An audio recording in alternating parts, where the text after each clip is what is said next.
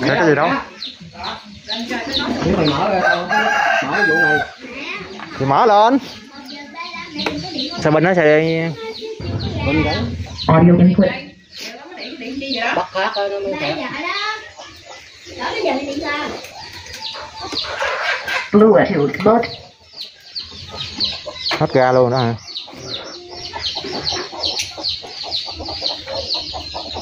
Lo kéo này chắc đi hát có dữ lắm sao trời xước dữ. Nhà không.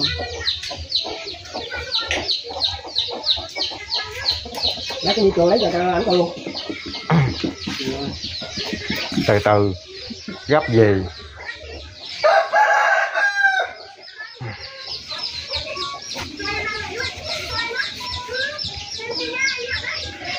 Đi chơi.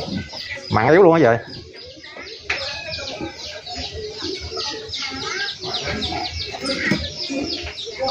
Bluetooth connection. Hết pin nữa về. Tắt bluetooth bên kia. Đó mà nó mới vô. Khi nào lên tới đây rồi hát đấu không? Biết đâu, có đâu. Có đâu. Bluetooth disconnected. Mới hát rồi. Mới đêm qua kia nó nhậu rồi đem ra hát có được Bluetooth đâu. connection. Đẹp không à? Hồi trước này là bị là không hay đó hả? Mới đem ra có khách khứa hát nhậu bị. Rồi. Rồi đem ra phơi nắng hát được. Ngộ hả? Ừ, hát được rồi, nó ổn rồi, để đi đâu mà đem ra hát không được luôn đó. Có hát điện trực tiếp không? Hả? Hát điện trực tiếp bị không? Thì hát phim trực tiếp đó. Những cái bình hết tầm ơi rồi. Nghĩ thì con. Rồi bấm vô rồi nó kẹt rồi nó sao vui vậy? Shopee được bạn lắm ngày hôm nay có gì? Đợt này thì cái bộ môn Tết nhân phẩm Livebox quá là hot luôn, nên là mình cũng lên Shopee và tìm được hai bộ này về chơi này. Mình mua hai bộ. Nổ vậy đó hả? Ngắt luôn rồi. Nổ vậy là ngắt luôn đó hả? Nghe thì ghê đó. Có gắm điện trực tiếp chưa? Chưa. Bình không cầm hơi. Audio input.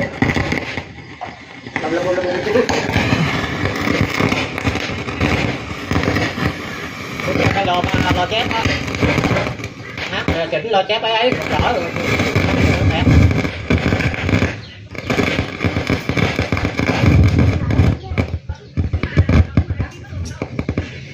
Dặn nhỏ xuống rồi hết bị đi hả?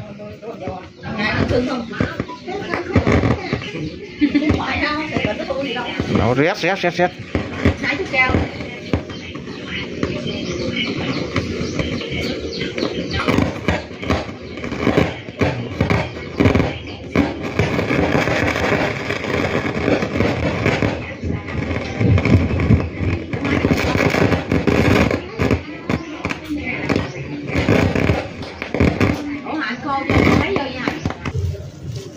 Tiếp tục cả nhà các bạn ha.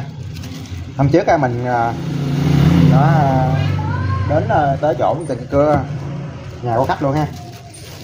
Có tiếng nó nổ gục gẹt cục gì đó, mình sửa không được tại chỗ ha, mình lấy ôm về lên ha. Này cặp mít này ha, với mình coi được bình luôn cục gẹt gì đó, mình gói bọc lại mình lấy ra cho cả nhà cùng xem nè. Đó còn lo kéo này nha. Nên bây giờ có hàng mình sẽ tính tiếp nha cả nhà. Giờ mình bắt đầu mình tiến hành mình sửa tiếp ha. Mình nghi ngờ mấy cái số này ha, trên cái bo mạch ghề là echo này nè ha, mình sẽ mở cái mạch này ra, mình sẽ làm tiếp ha.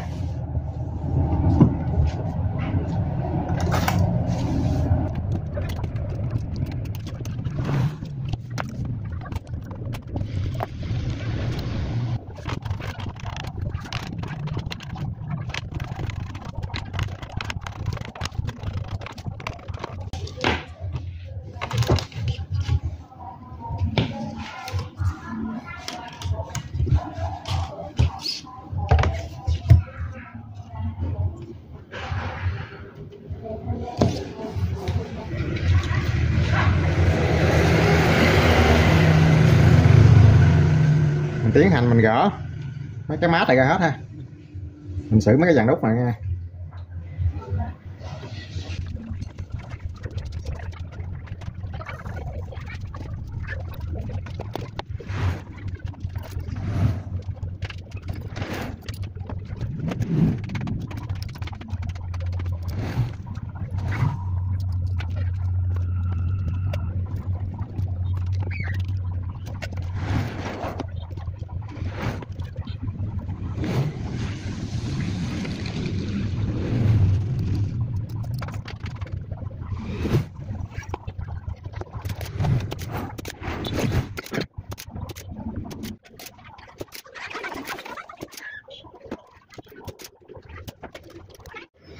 Rồi mình đã bún ra hoàn thành hết chưa ha, bún chì hết cho nó chống mấy lỗ nè.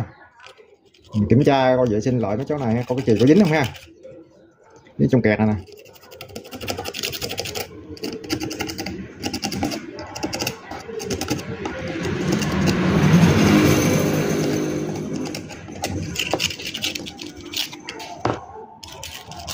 Rồi sạch đẹp rồi ha. Rồi trước tiên mình thử cái ban này trước ha, mình thay các cái nút biến trở đi hết rồi mình tới mình thử ha. Đầu tiên phải thử nó trước mới được, thử nó trước coi nó có bị hư không nha. Mấy biến trở thì nó cũng bị hư nha, biến trở chiếc áp này nè dễ bị hư lắm nha. 9 nút ha, mình sẽ thay vào 9 nút rồi mình test lại, mình thử lại coi ha. Đây cái nút cũ thì mình bỏ vàng ha, cái chiếc áp cũ giờ chiếc áp mới mình nữa ha, mình thay chiếc áp mới vào đây ha.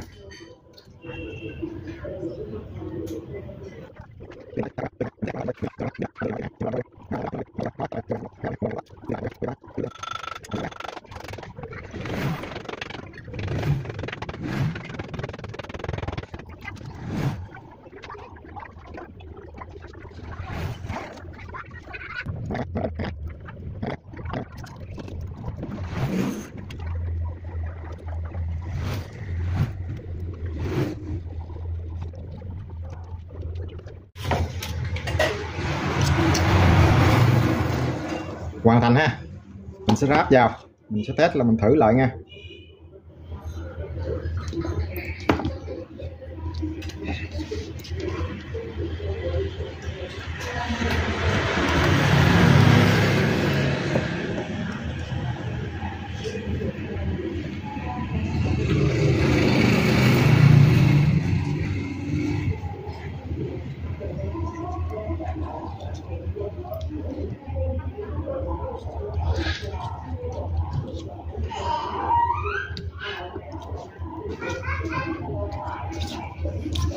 Rồi, cái băng bo micro không dây để ngoài đi, cái này gắt cái đường tín hiệu vào mình cũng không cần gắn vô đâu, để đi giờ mình gắn lo vào mình test mình thử cái nào.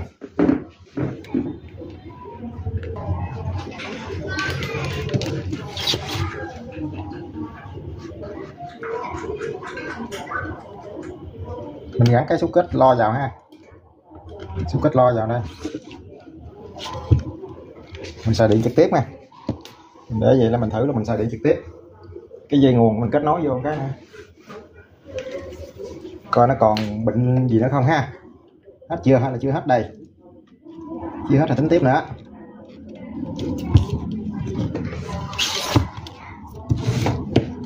Dặn nhỏ xuống nha, dặn nhỏ xuống chắc ăn để đưa lên nó làm gì mình giật mình đã thay các cái biến trở chiến áp này ha, biến trở chiến áp chỉnh này thì ok rồi chơi nè ha. Giờ mình gắm nguồn mình test ha, ngày qua mình chuẩn bị mình test này có ông khách không đợi ông kêu chỉnh đồ, rồi khúc video đó mình cắt bỏ khúc đó, ông say rồi mà ông nói chuyện ông chưa thề, ông chửi mấy nhỏ mà nó hát nó chỉnh tà lưa hết tờ nha. Mà cũng mình cũng quên nói với cả nhà nữa, cái con lô kéo này ông khách này ông nói lúc trước nó có bị hết một lần ông tưởng là bị ẩm ướt là gì đó, cái ông đem phơi nắng, mở ra ông phơi nắng ngày trời nó đem về bắt đầu đi vô gấp nó hát được một thời gian mấy tháng trời vậy đó, cái là quay ít hát quay tới giờ nó bị nữa mà phơi nắng cũng không hết đó ha, nó có cái hiện tượng đó luôn đó ha. Rồi mình sợ chỗ này nó cách ly chỗ này ha, mình sợ này cho nên nó dướng, mình che trước ha, sợ nó chặt chỗ này cho nó có mấy đường điện thế sợ quẹt xuống mát này. Rồi mình gắm nguồn lại ha, mình thử lại coi xúc kết lo thì mình gắn rồi trơn rồi, ok rồi.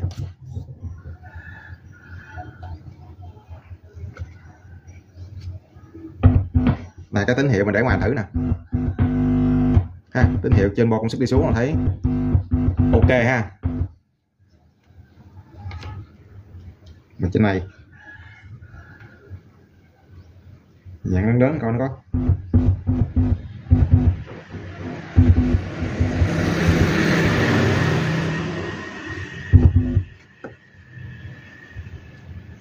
trúng ban chưa không biết cả nhà, thấy nó này.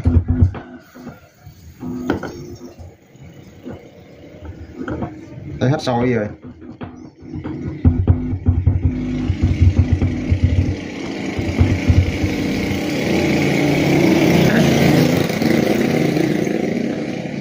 nha, thấy là nó hết sôi rồi đó. Không biết nó có nóng lên nó bị lại hay là nó nguội lại bị không ha. Có cái ông khách này ông nói nó có trường hợp mình lúc nó bị trường hợp bị đó, bỏ thời gian á là phơi nắng lại nó hát, mình sợ cái trường hợp này.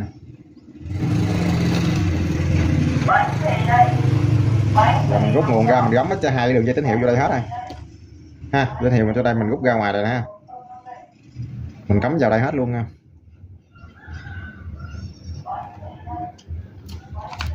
Bây giờ mình test lại cái đó coi. Nếu trường hợp nó không hết, nó còn dặn lớn á, dặn lớn bên cái phần master là bên phần nhạc bên đây là phần master nhạc bass chép lại lên là nó kêu nổ liền. Thường nó bị á là mình dặn bên đây nó lớn nhỏ bên đây thôi, rồi dặn lớn nhỏ bên đây á, lớn nhỏ của thằng mid với thằng echo á ém xuống thì nó mất, mà nó bị bên phần này ha, mình nghi ngờ phần này, mà mình dặn bên phần này á nó bass chép echo rồi vẫn còn tác dụng bình thường, vẫn phê nghe đó, mà ém nó xuống phần lớn nhỏ của nhạc master này là mất liền. Mình dặn lên thì bị, mình dặn bên đây thì không bị ha, bởi nó có bị nó cũng có nhiều cái trường hợp ha. Nếu bên này mà nó bị nó còn nổ nữa, mình kiểm tra hai con C này với mấy con linh kiện này, hai con C này 4 5 8 ha, mấy con phích đại đó, thử lại coi.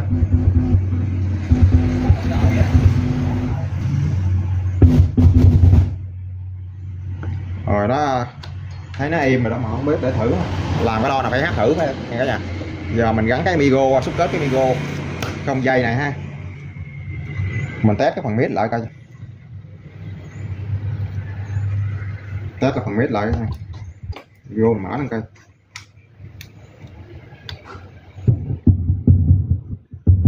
Một hai một hai ba bốn năm sáu một hai ba bốn năm sáu một hai ba bốn năm sáu một. Mình thấy phần micro thì phê một hai, rồi mình rút ra mình tắt ha, mình thấy cũng ok rồi đó, ok rồi đó, mà không biết nó còn có tái diễn lại mấy cái phải chính xác là mấy con chiếc cáp này không, hoặc là hai con xe trên này, hai con xe phích đại trên này cũng bị nữa nha cả nhà. Bây giờ mình bật nguồn mình đo điện thế những cái chân này lại coi, đo kiểm tra mấy cái đường điện nguồn điện thế là 12V giờ mấy con phích đại này coi.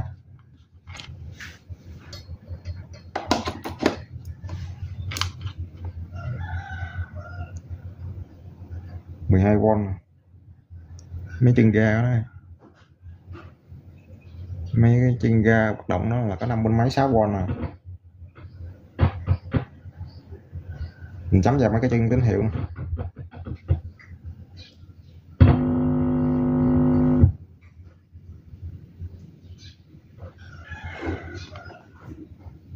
Còn bên đây thì 12V cấp có là mấy cái chân hoạt động, chân vào chân ga nó thì nó hoạt động khoảng 5 mấy 6V nè.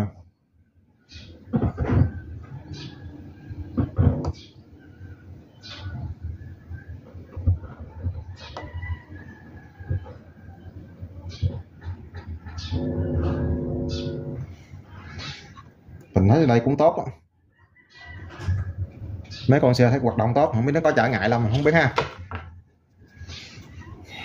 Phải mà nó bị tới luôn á, thì ông khách nó bị tới luôn á, thì nó bị luôn thì quay lại nó hư luôn á, gì mình còn dễ. Còn này ông đi phơi nắng ông tái hấp lại cái sao nó chạy được, quay nó bị lại. Còn nghi ngờ chính xác nữa mình đề phòng đó thì còn hai con C này cả nha, con 4558 là hai con C này ha, mình có thể mình lắp con mới luôn cũng an toàn nữa. Mình sợ trường hợp nó quay lại á, khi mình thay sai ban đó thì nó quay lại, hai con này đại, hai con này cũng bị nổ đó nha, có trường hợp hai con này cũng bị nổ đó. Mà trước tiên mình phải thay chứ mấy chiếc áp này trước thử cái mới hết, nó là cái ban thường nó bị chiếc áp này nhiều, rồi kế tiếp mình mới bánh trên mạch. Giờ đề phòng chắc ăn đi mình thay chiếc áp rồi bây giờ hai con EC này mình ngừa trước luôn, khi nó hồi gì mà khác mấy con EC này nó cũng bị tào lao ha.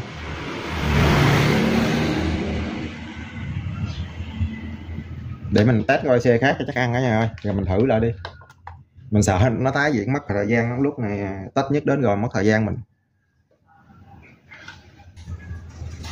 Đây mình 4 con EC Con xe này ra ngoài luôn rồi nè. Mình thay luôn ha. Thay thường bị cái con xe đầu này nè. Mình làm cũng mấy ban cái trường hợp này cũng thường bị nổ này, cũng bị con xe đầu này nè ha. Mình muốn chống ra đó ha. Mình sẽ lắp vào ha. Mình đề phòng lắp con mới vào cho chắc ăn nha.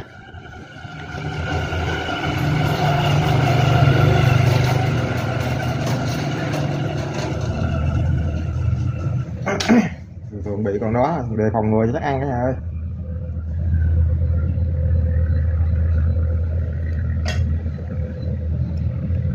Không cần máy khò luôn á, mình sẽ sắp ngay cho mình hàng cho luôn.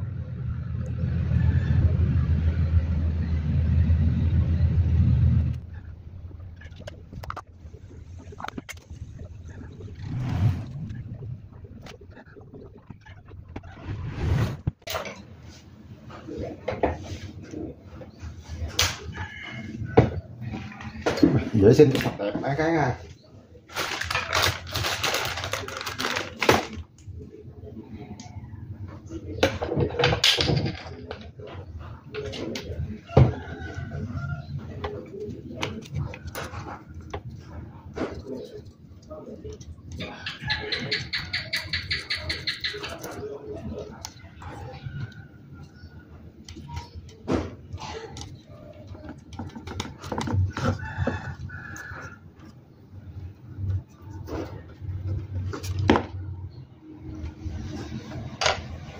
Rồi, sạch đẹp ok liền. Đây này cả nhà, nãy mình nghi ngờ con EC ha, mình thay trong rồi mình test nó hát, nó hát ha. Mình gắm không thấy nó không còn nổ mà mình test mình hát thử ha. Sau thời gian dài mình hát mình test mình hát thử thì nó vẫn ok lắm. Cái mình rút điện ra nguội ra và mình ngưng hát. Bây giờ nó ở trên lo nó còn nghe tiếng sôi nhẹ cả nha. Mình gắm nguồn rồi đó nha. Đây, gắm nguồn lên, có nguồn rồi nè, đèn rồi ha. Mình tắt bom sức, tắt bluetooth, làm gọi trơn ha, mấy bước hết trơn rồi. Thay mấy trứng áp ta thử này luôn ha. Lúc bị lúc không ha, giờ nó vẫn hát được. Mà đỡ hơn cái lúc mà lúc đầu tiên á, lại thử tại nhà của ông khách ta nghe cái nó kêu giật mình luôn á. Đây cả nhà nghe kỹ nè, nó ghè ghè nè, mình để trên cái lo này nè.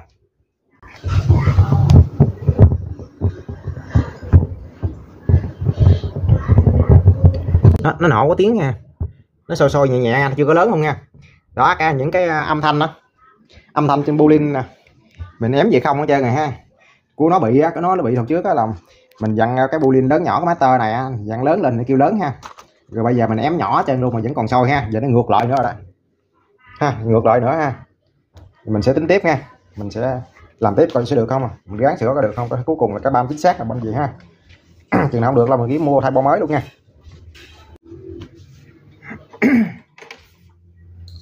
Nhằm ba nó giật quá mất thời gian lắm nha. Đồ mình đang có nhiều mà nó bu nó giật mấy cái ban này sẽ quải quá. Rồi mình dặn gì không chơi rồi ha, mình dặn lớn rồi nè.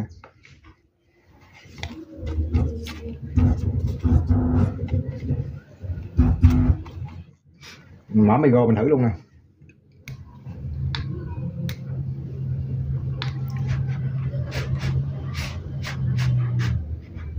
Mình chưa có gắn cái này ha, mình thử cho cả nhà xem luôn ha. Vẫn còn tiếng sôi đó nhưng mà hiện giờ là nó chạy ra nè.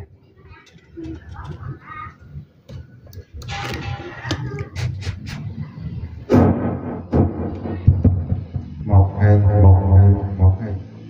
ha, micro của nó hoạt động bình thường rồi đó. Nhưng mà còn tiếng sôi nhẹ. Mình ném về không hết tất cả các phím này nè. Vừa còn cái nút boolean lớn nhỏ nào không á. Mình dặn gì không nè, mình chấm không lên chạy ha. Giờ mình tách từ phần ha, mình tách làm sao mà còn cho cái bo bên này đó, bo master nó chạy không mà không cho cái bo cho nó chạy ha. Mình đánh chân cái điểm nào luôn nha, chính xác luôn coi. Nó giật quá trời luôn, mất thời gian quá này. Còn mua mấy cái làm sao món đồ nó mấy cái lo kia là kéo kia mình chưa có làm rồi đó. Gán đeo cái cho nó tình hình coi sao đây. Bây giờ mình tách cái đường điện thế 5V ha, bỏ đường điện thế 5V này cho nó không chạy bo bên này ha. Cuối cùng coi hết cái bệnh này không ha. Nó nổ này nó có nhiều cái trường hợp đó nha, nó bu quá.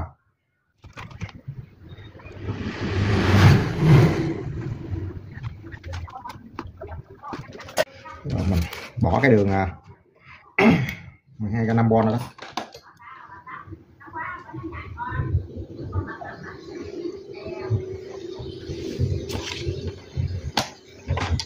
Gắm mét vô coi bên đây nó còn hoạt động không ha. Gắm mét coi nó còn chạy không. Rồi tách ra là có chạy không.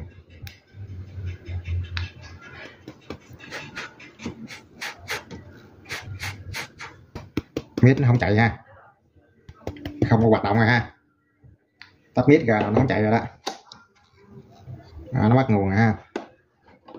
Giờ lấy cái đồng hồ mình đo tiếp mấy cái nguồn kế bên coi. Bên này nó mất hoàn hảo, nó mất hết chưa? Bên này mất nguồn rồi nè. Mất nguồn 5V rồi đó ha.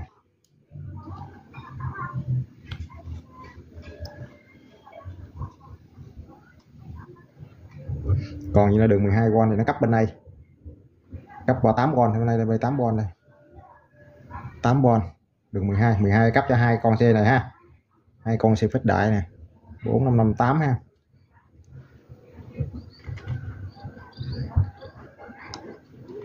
Coi bên này còn cấp nguồn không nha.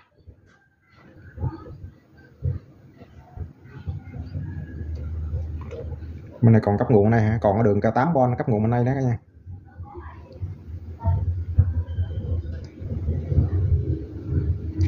Tám V 5V ha.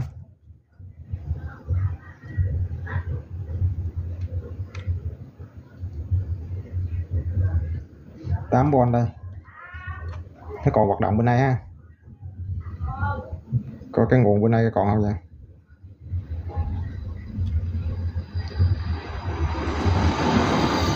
8V còn cấp trên bo này còn chạy ha, bo không dây.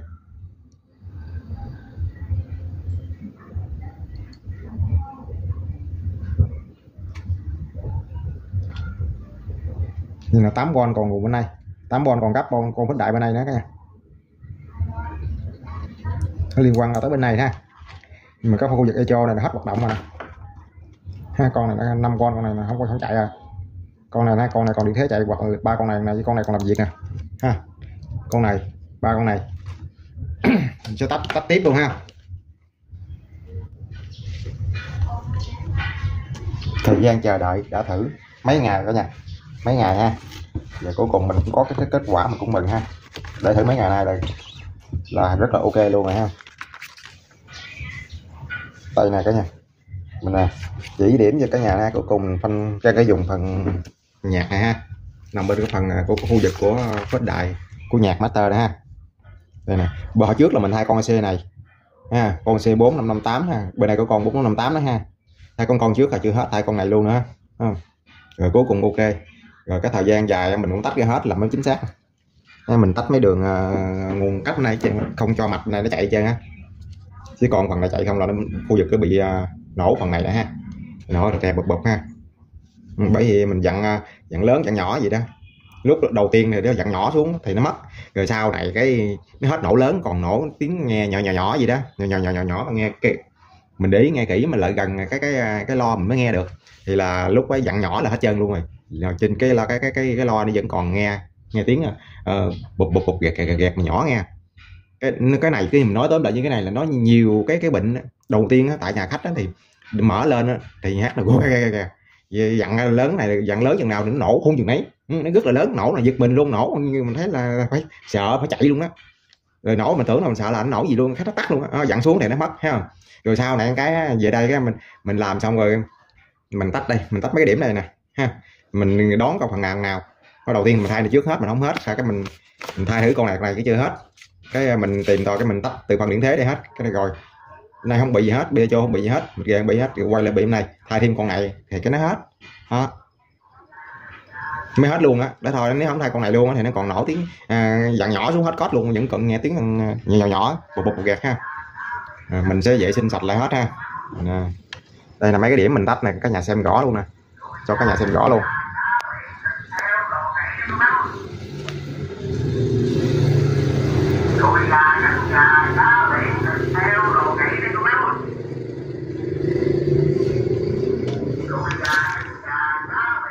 đây ha, cái đường điện thế nè ha, con chở rồi qua đây mình cũng tách cái luôn ha, đó tách mạch bên đó luôn rồi mình tách bên đây luôn nè, đây nè, đây cái con chở nè mình tách luôn ha.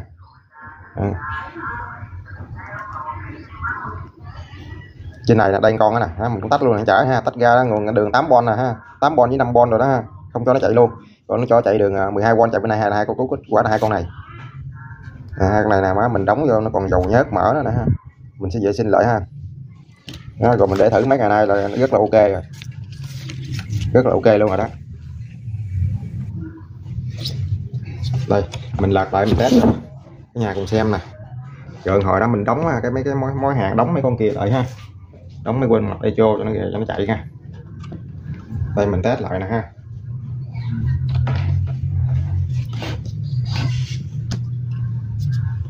Lại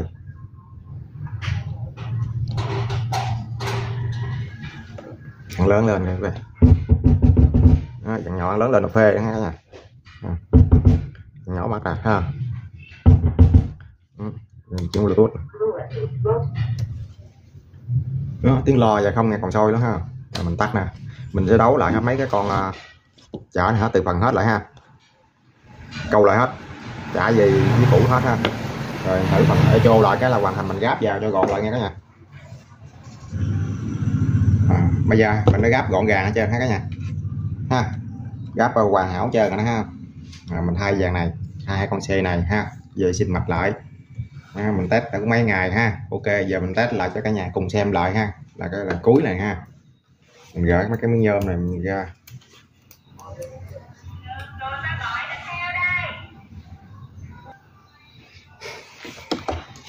Rồi nguồn điện đã vô rồi nè ha.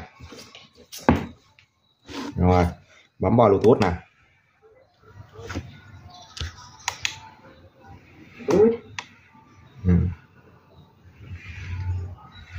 Rồi mình bấm hát ha, Bluetooth thì giật quét.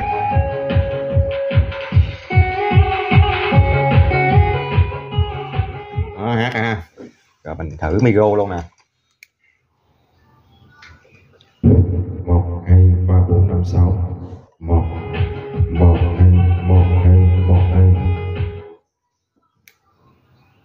Không còn nghe cái tiếng này sôi chứ ha. Ok đó ha. 1 2 3 4 5 6 1 2 1 2. Một cái mi này bị yếu quá ha. Mình nói khách thay mi khác.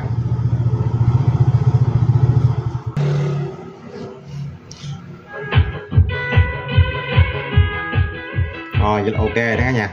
Một cái micro hư nữa mình nói với khách là con thay micro chứ hết cách sửa được rồi ha.